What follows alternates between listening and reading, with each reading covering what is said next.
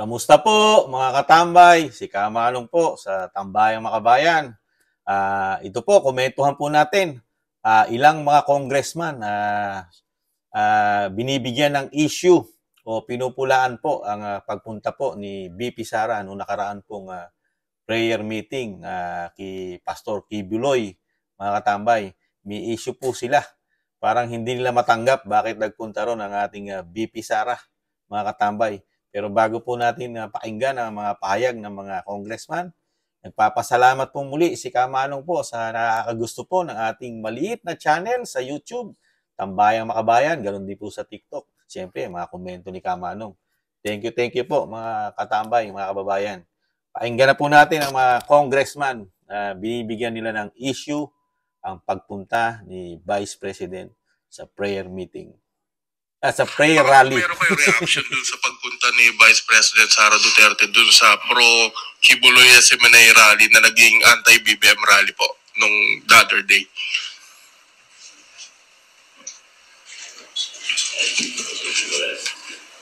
Unang-una, I'm not really privy as to the real reason ng pagpunta ni Vice President kasi syempre, baka nagpunta siya doon kasi prayer rally nga eh. Syempre, any official would like to join a prayer rally with the intention of uniting the country. Kaya nga lang yung nakita ko ngayon isang ibang clippings, tila nagkaroon ng disconnect sa intention ng prayer rally vis-a-vis sa mga nangyari. Two things. Maybe the Vice President went there to be the instrument to unite our country. At maganda yan kapag ganyan ang gawin niya kasi nararapat talagang magsama-sama dahil mas marami ang problema natin kapag nag-aaway-away. But on the other hand, politically speaking, I'm not sure kung let's have an academic discussion of the situation. Kung politika kasi ang pag-uusapan, syempre alam naman ng lahat kung gaano kalawak ang koneksyon ni Pastor Kibuloy. And syempre si Pastor, hindi lang sa Pilipinas, yung mga pag-aari, it expands to other countries. Global siya eh. Malawak yung kanyang network here and internationally. And that network is not just a plain network. Syempre, maraming bala yan sa politika, no? Una, may following siya. So, pangalawa, syempre, sa mga naririnig natin, talagang loaded with economic ammunition si Pastor Kibuloy. So kung yung isang tao meron kang political desires in the future, pwedeng puntahan mo as an ally. That's just a theoretical assumption, no? Kumbaga sa politika, pwedeng ganun. Pero yun nga dun naman siguro it's, alam mo yung being the Vice President, being the acting President, and being a member of the cabinet vis-a-vis being a friend or a possible benefactor of Pastor, yun yung medyo dapat siguro mahiwalay. Medyo masalimuot nga, pero that's basically...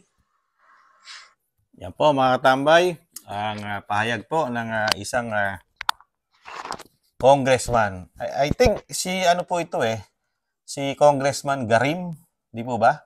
Yung dating DOH Secretary po, nung panahon po ni Pinoy, di po ba? Ito po napakalaki rin po na issue nito nung siya Secretary po, di po ba?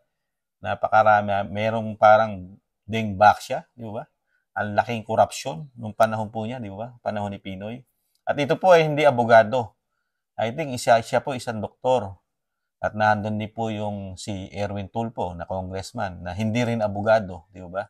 At yung katabi, hindi ko kilala. Yung sinasabi po na binibigyan po ng issue, mga katambay, yung pagpunta ni BP Sara sa prayer rally ni Pastor Kibuloy. Yun po, kaya pumunta doon ang BP Sara dahil alam niya ang sitwasyon ni Kibuloy na pinupolitika po at hindi fair justice. Congresswoman, abogado po ba kayo? Kasi ang BP Sara magaling na abogado at magaling na Vice President. Alam niya ang batas. Yung ginagawa po ng Senado, Mrs. o Miss Congresswoman, hindi po tama, hindi po fair justice po ang ginagawa ng Senado kay Pastor Kibuloy. Dahil yung mga binibintang na kaso po ay mabibigat at hindi po yun dapat imbestigahan na sa Senado, yung po dinadala sa korte ng Pilipinas, sa hukuman po. Yun po ang sinasabi ng BP Sara. Yung tamang venue, hindi Senado. Di po ba? Dahil talaga ang magdidesisyon nun, yung mga kaso na binibintang nakibibigat. Di po ba? Sa huli, ang pinakahuli nun, di po ba? Korte pa rin, Miss Congresswoman. Saka yung isang pa sinasabi nyo na siya yung acting president, Congresswoman, at siya nasa gabinete pa ng administrasyon.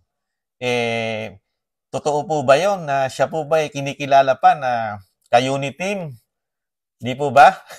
Meron po bang number 1 unit team po ang Pangulong Marcos saka si BP Sara sa kabila ng binabakbakan nyo? Matagal nyo na pong binabakbakan ng mga congressman ng Kamara, di umano, ang BP Sara, di po ba? Hindi nyo po tinantanan yan.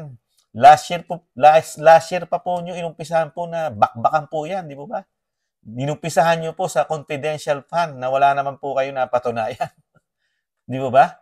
Nawala na po yung issue sa confidential fund, mga katambay Nawala na.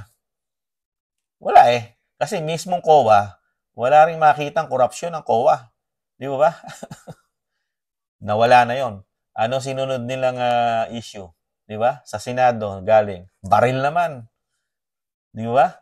Sinangkot sa drug war. Di ba? Sinangkot pa sa ICC.